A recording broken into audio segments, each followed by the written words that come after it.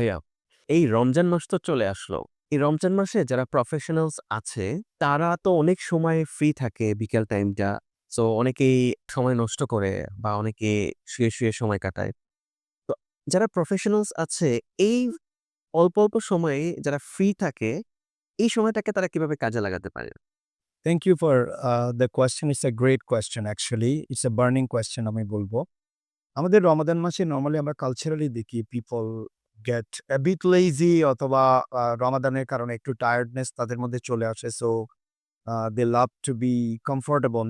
কিন্তু আসলে রমাদান মাসের স্পিরিটটা যদি আমরা বুঝতে পারি, আল্লাহ সুবহানাহু ওয়া তাআলা ফার্স্ট অফ অল এটা সংযমের জন্য দিয়েছে। তার মানে হচ্ছে সংযম শুধু খাওয়া বন্ধ করা নয়। তার মানে হচ্ছে আল্লাহ কাজ পছন্দ করেন, প্রোডাক্টিভিটি পছন্দ করেন। সুতরাং উনি চান যে আমরা প্রোডাক্টিভিটি বাড়াই। আরো একটা জিনিস খেয়াল করলে আমরা দেখব যে আমরা খুব ভোরে একবার খাচ্ছি এবং সন্ধ্যায় একবার খাচ্ছি। তার মানে হচ্ছে যে আল্লাহ একটা বিগ চাঙ্ক অফ টাইম আমাদের ক্রিয়েট করে দিয়েছেন টু ডু মোর ওয়ার্ক।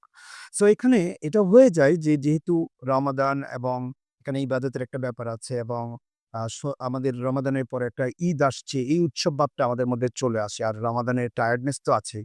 কিন্তু প্রফেশনালরা যদি একটু খেয়াল করে দেখে যে আল্লাহ সুবহানাহু ওয়া তাআলা একটা big chunk of time create করে দিয়েছেন। এই টাইমটা আমরা ইউটিলাইজ করতে পারি মোর প্রোডাক্টিভ হওয়ার জন্য। সেটা আমি যদি কাজে থাকি সেখানেও, আবার পাশাপাশি উই ক্যান লার্ন। আমি এই সময়টা যারা অন্যরা খুব লেজি ভাবে সময় কাটাচ্ছে সেই সময় আমি একটা কোর্স পারচেজ করতে পারি। আমি একজন কোচ হায়ার করতে পারি, কাউন্সেলর হায়ার করতে পারি।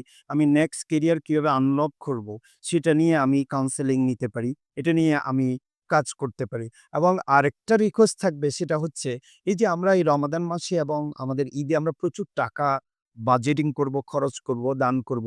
এখান থেকে যদি একটু কিছু টাকা বাঁচিয়ে আমরা রাখতে পারি যে রমাদানের সময়ে অথবা রমাদানের পরে আমরা চাইলে এগুলো আমাদের কেরিয়ার গ্রোথ এ আমরা ইনভেস্ট করতে পারি। থ্যাংক ইউ ভাইয়া, থ্যাংক ইউ। দারুণভাবে বললেন। আমরা আশা করি যারা আমাদের অডিয়েন্স আছে, তারা অবশ্যই আ ভাইয়ার পক্ষ থেকে যে সাজেশনটা এসেছে, এটা আপনারা কাজে লাগাবে। একটা জিনিস আমি এড করতে চাই সেটা হচ্ছে যে অনেক সময় আমরা প্রফেশনালরা বুঝতে পারি না। একজন কোচকে হয়তো আমি ৳20,000 দিব, ৳30,000 দিব বা ৳10,000 দিব অ্যাকর্ডিং টু দেয়ার ফিস। কিন্তু একজন কোচের সাথে আমি ৩ ঘন্টা বসলে সে আমাকে কিন্তু ৩ বছর এগিয়ে দিতে পারে। আমি আমার রেজুমিটা আমার পোর্টফোলিওটা যদি আমি একটু এনহ্যান্স করি, আমি ইমপ্রুভ করি, হয়তো আমার মনে হবে আমি ৳২,০০০, ৳৫,০০০ ওখানে খরচ করেছি। কিন্তু এটা আসলে আমাকে ২-৪ বছর এগিয়ে দিতে পারে। তো আমি প্রফেশনালদের সবাইকে রিকোয়েস্ট করব to focus on themselves and to improve themselves by focusing on their growth. Thank you so much ভাইয়া। আশা করি ভাইয়ার কাছ থেকে যেই উত্তরটা আমরা পেলাম, আশা করি আপনাদের কাজে লাগবে। এবং আমরা আপনারা রমজানটাকে কিভাবে করে কাজে লাগাবেন, আশা করি ভাইয়ার কাছ থেকে আপনারা জেনে নিলেন। Thank you so much.